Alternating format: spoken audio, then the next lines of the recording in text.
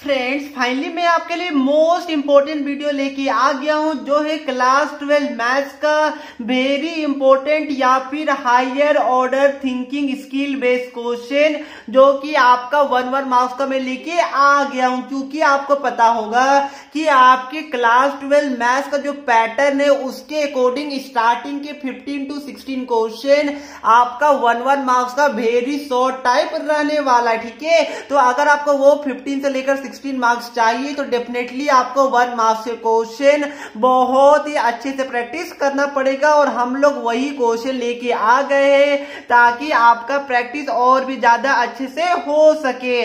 ध्यान रखिएगा, मेरे हिसाब से ये आपका चैप्टर 1 से लेकर डिफरेंशियल इक्वेशन तक हमने कवर किया है। बाकी वेक्टर, 3D प्रोबेबिलिटी आपका हो गया, लीनियर प्रोग्रामिंग हो गया, वो सब चैप्टर इस वीडियो में हमने कवर नहीं किया है, तो वो सब चैप्टर से आपको कोई क्वेश्चन देखने को नहीं मिलेगा।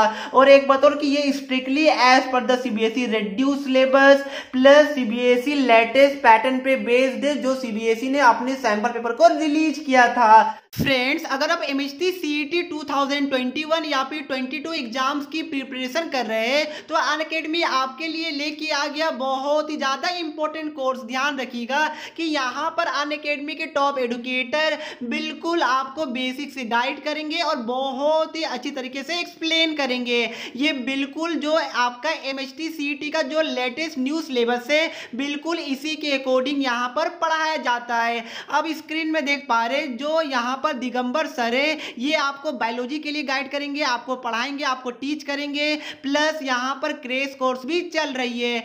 अब आप लोग स्क्रीन में देख सकते हैं यहाँ पर जो आपके सुनील सर है ये आपको केमिस्ट्री गाइड कर रहे, टीच कर रहे और 22 नवंबर को सेकेंड लेसन ऑफ एमीज के ऊपर होने वाला है। फिर आप स्क्रीन में एक प्रॉपर शेड्यूल देख सकते हैं और यहाँ पर थर्मोडायनेमिक्स आपका पूरा सिलेबस को अच्छी तरीके से कंप्लीट करवाया जा रहा है। अब मैं आपको फिजिक्स के टीचर को दिखा देता हूँ, आपके Atul sir and Nirmal Kumar sir है, ये दोनों आपको फिजिक्स टीच करने वाले। ठीक है, तो अगर आप इस कोर्स के लिए प्रिपरेशन कर रहे हैं तो आप यहाँ पर स्क्रीन में देख सकते हैं ये प्राइस है। जितना ज्यादा आप लोग मंथ का सब्सक्रिप्शन लीजिएगा उतना ज्यादा आपको कम पड़ेगा। अगर आप 12 मंथ्स का लेते हैं तो आपको 16,500 मतलब कि पर मंथ आपको अराउंड 1,375 पड़ने वाला है। और एक बात और ध्यान रखिएगा कि आप लोग हमारा रेफरल कोड fastest_education यूज कर लीजिएगा। वो यूज करने के बाद आपको एक्स्ट्रा 10% डिस्काउंट मिल जाएगा। तो जाइए, मैंने लिंक आपको डिस्क्रिप्शन बॉक्स में दे दिया, अगर इंटरेस्टेड है तो आप लोग ले लीजिए।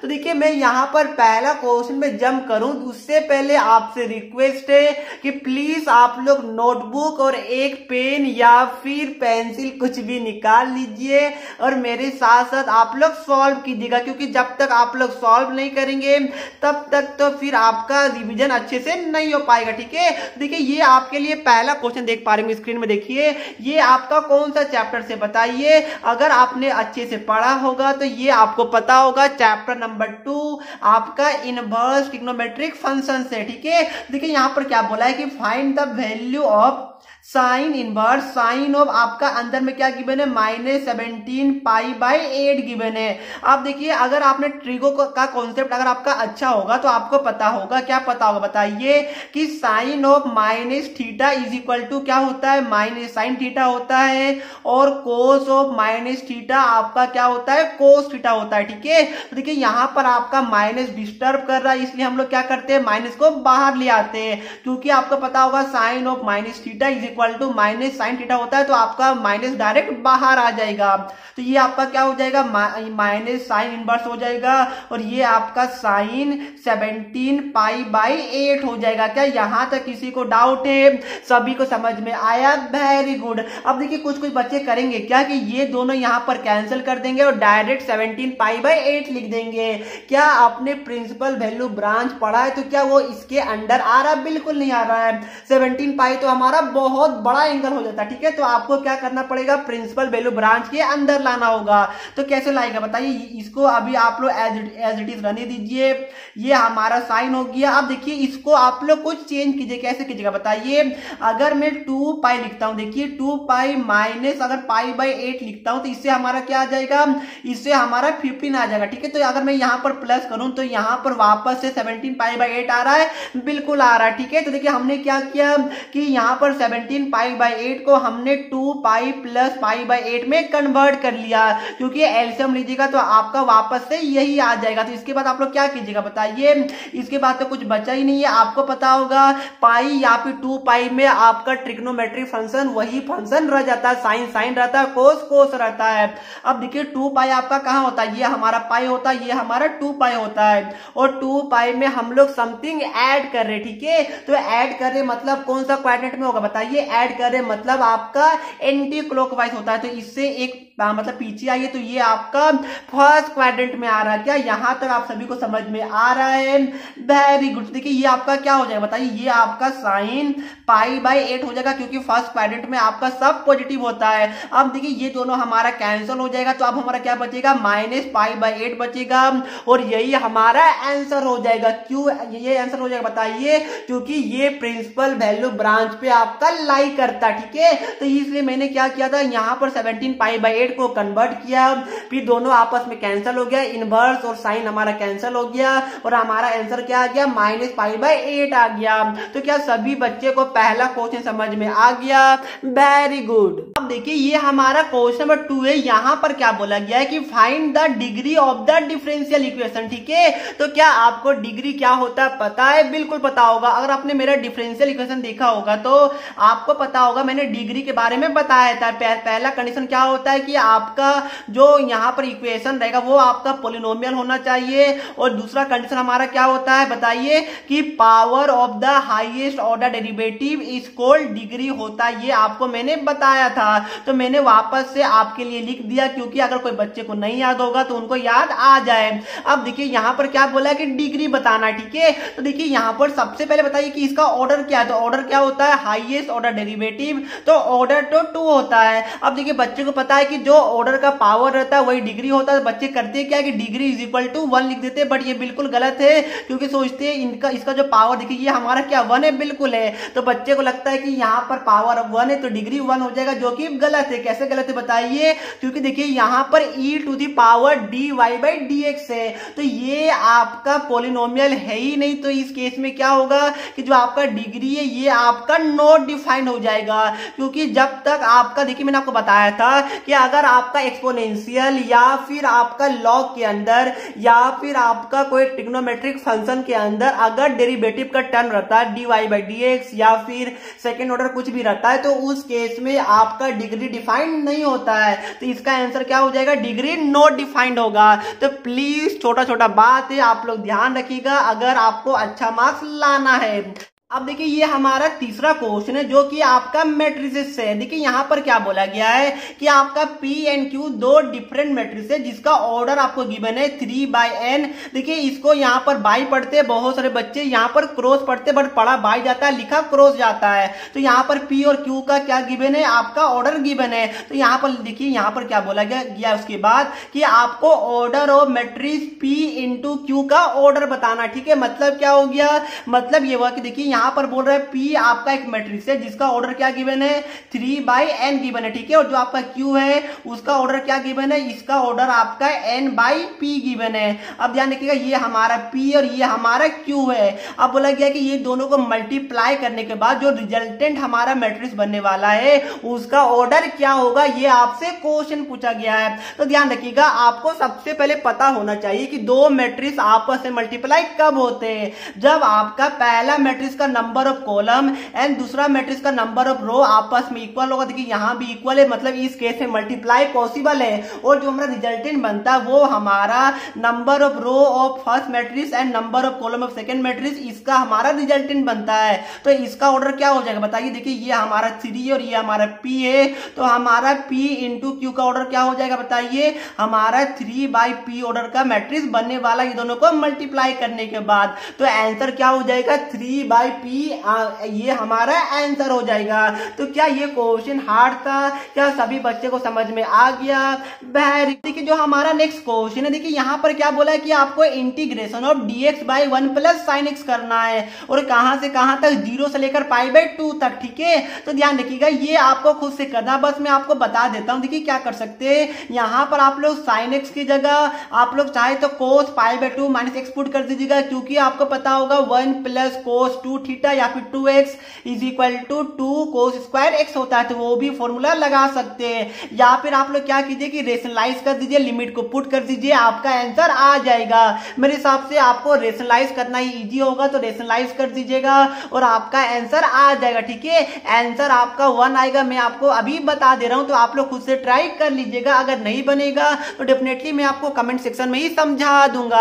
अब देखिए जो हमारा आज का जो पहला हॉट्स क्वेश्चन है, देखिए ये हमारा पहला हॉट्स क्वेश्चन है और काफी ज्यादा सिंपल है बट हाँ इंपॉर्टेंट है। ठीक है, यहां पर क्या बोला गया है कि if A is a symmetric matrix then which type of A cube matrix is. ठीक है, तो देखिए यहां पर क्या बोला गया है, ए आपका सिमेट्रिक मैट्रिक्स है, तो क्या आपको इसका कंडीशन पता है? बिल्कुल पता होगा। अगर कोई मैट्रिक्स सिमेट्रिक होता है तो A transpose should be equal to A होता है। अगर स्क्यू सिमेट्रिक होता है तो A transpose should be equal to negative of A होता है, ये आपको पता होगा। तो आपके क्वेश्चन में ऑलरेडी गिवन है कि A transpose is equal to A, ये आपको कंडीशन को देख के पता लगाना था।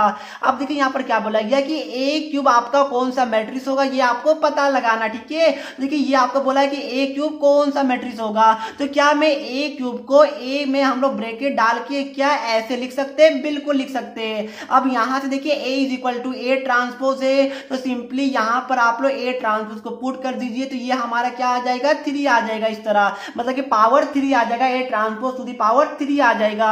अब देखिए आपने एक प्रॉपर्टीज पढ़ा होगा, क्या आपने पढ़ा होगा? बिल्कुल पढ़ा होगा। देखिए यहां पर x to the power m to the power n is equal to क्या होता है? x to the power m to the power m। क्या हम लोग ऐसा लिख सकते हैं? हमने क्या किया, जो पावर है उसको ऊपर नीचे कर दिया, तो ये चलता है। ठीक है, तो मेरे हिसाब से ये आपको पता होगा। तो यहां भी हम लोग ऐसे ही करते हैं। क्या करते हैं बताइए, ये जो पावर है वो ब्रैकेट के अंदर ले आते हैं और ट्रांसपोज को ब्रैकेट के बाहर ले जाते हैं। तो देखिए हमारा क्या आ गया, A cube is equal to हमारा A cube to the power transpose आ गया। ठीक है, तो पावर ट्रांसपोज नहीं बोलते इसको, आप लोग बस ट्रांसपोज रीड कीजिएगा। अगर आपको प्रॉब्लम हो रहा है तो क्या कीजिए, देखिए आप लोग यहाँ पर let A cube is equal to B मान लीजिए, तो ये हमारा बी हो गया is equal to B transpose हो गया। मतलब क्या हो गया कि ये जो हमारा ए क्यूब होने वाला ये भी हमारा सिमेट्रिक मैट्रिक्स होगा। क्यों होगा? क्योंकि B transpose is equal to B आ गया, तो ये हमारा सिमेट्रिक मैट्रिक्स का कंडीशन होता है। तो क्या ये हॉट क्वेश्चन क्या आप सभी को हॉट लगा? बिल्कुल नहीं लगा होगा। अब देखिए हाँ, ये भी जो आपका क्वेश्चन नंबर 6 देख पा रहे, ये आपके लिए वापस से हॉट क्वेश्चन है और ध्यान रखिएगा डिफरेंशिएशन से और आपके एग्जाम में पूछे जाने की प्रोबेबिलिटी बहुत ही ज्यादा हाई है।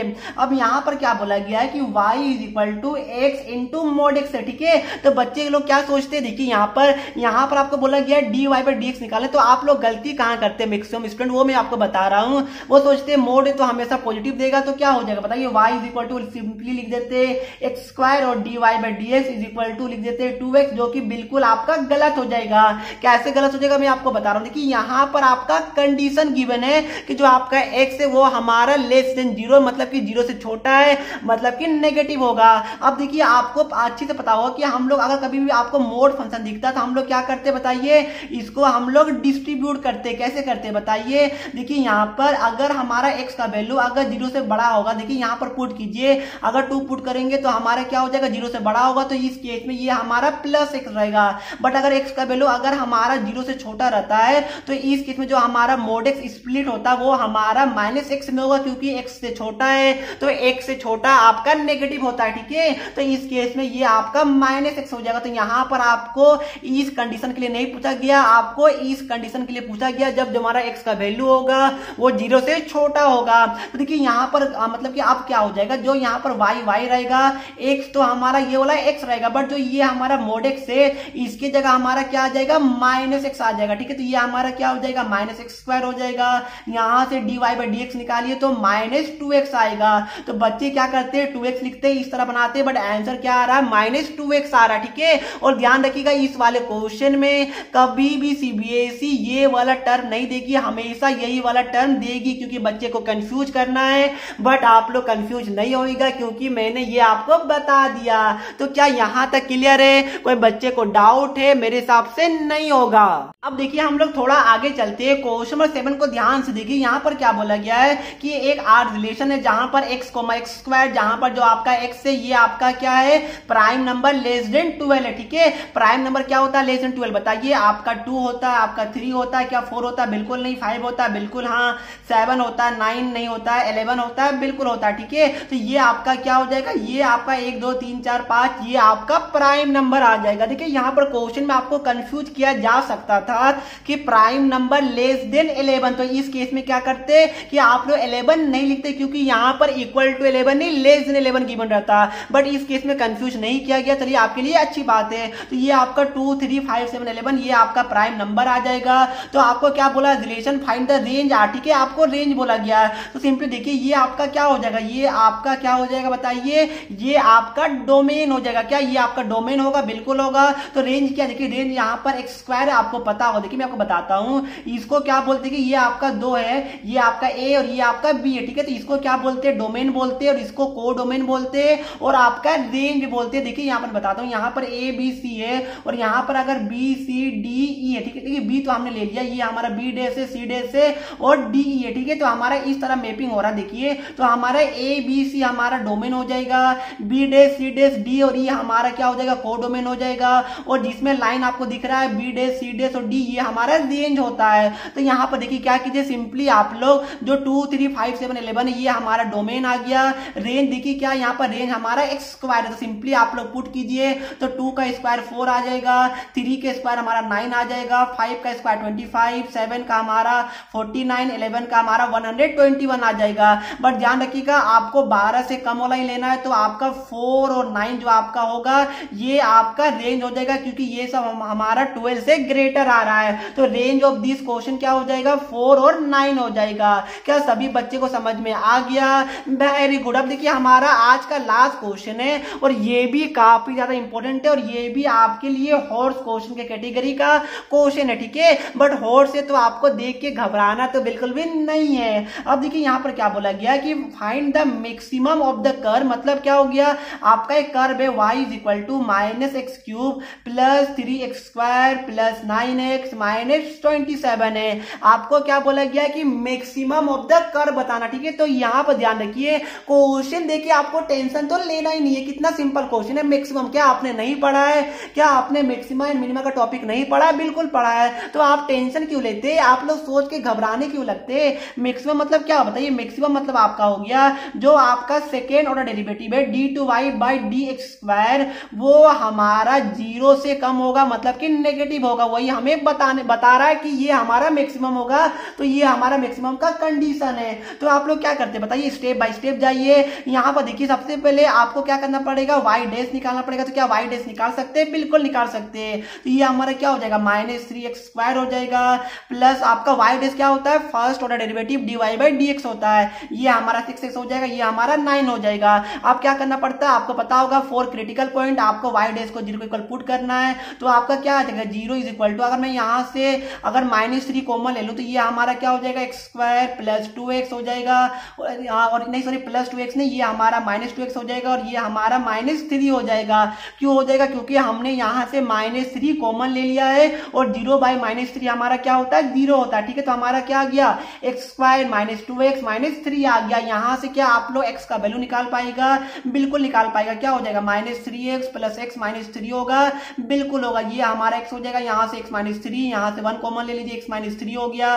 तो आपका यहाँ पर x का वैल्यू क्या आ रहा है, 3 आ रहा है, और हमारा -1 आ रहा है। ये हमारा क्या आ गया, x का 2 वैल्यू आ गया। अब क्या कीजिए, अब आप लोग यहाँ से सेकेंड ऑर्डर डेरिवेटिव निकालिए, y डबल डैश निकालिए, ठीक है। तो आपका क्या आ जाएगा बताइए, ये हमारा -6x हो जाएगा, और ये हमारा +6 आ जाएगा।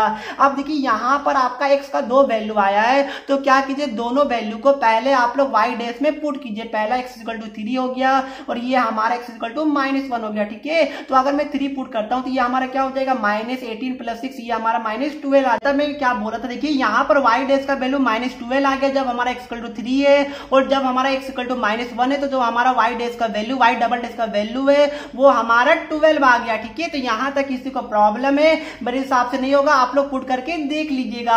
अब देखिए क्वेश्चन में क्या बोला गया, यहाँ पर मैक्सिमम बोला गया है। तो मैक्सिमम का कंडीशन क्या होता है कि y double dash should be less than 0, मतलब कि नेगेटिव होगा।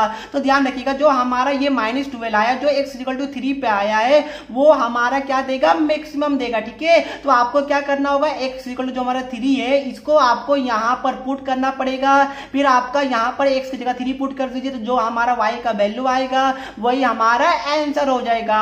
और अगर क्वेश्चन में अगर यहाँ पर मैक्सिमम की जगह अगर मिनिमम दिया रहता तो आपको -1 यहाँ पर पुट करना रहता x की जगह, और जो आपका आंसर आता वही जो आपका मतलब कि वैल्यू आता वो आपका आंसर हो जाता। तो क्या यहाँ तक किसी को प्रॉब्लम है? मेरे हिसाब से बिल्कुल भी नहीं होगा। तो अगर प्रॉब्लम नहीं तो देखिए आपके लिए एक होमवर्क क्वेश्चन है, ध्यान रखिएगा। यहाँ पर क्या बोला है कि 1 2 2 1 x y और इज इक्वल टू 5 4 है, ठीक है। ये दो मैट्रिक्स को आपस में मल्टीप्लाई किया गया तो ये मैट्रिक्स हमें मिल रहा है। तो आपको क्या बोलना है, y का वैल्यू निकाल के आपको मुझे आंसर कमेंट सेक्शन में बता देना है। तो क्या आप लोग बता पाएगा? बिल्कुल बता पाएगा, बिल्कुल बेसिक क्वेश्चन है और इजी क्वेश्चन है। तो जाइए कमेंट सेक्शन में आप लोग मुझे इसका आंसर बता दीजिएगा। बाकी इसका कंप्लीट पीडीएफ भी मैंने आपको डिस्क्रिप्शन बॉक्स में दे दिया है, वहां से जाके आप लोग चेकआउट कर सकते हैं। तो चलिए फ्रेंड, मिलते हैं नेक्स्ट वीडियो में। अगर वीडियो अच्छी लगी तो प्लीज वीडियो को लाइक शेयर सब्सक्राइब करना बिल्कुल भी नहीं भूलिएगा। तो पढ़ते रहिए। जय हिंद, जय भारत।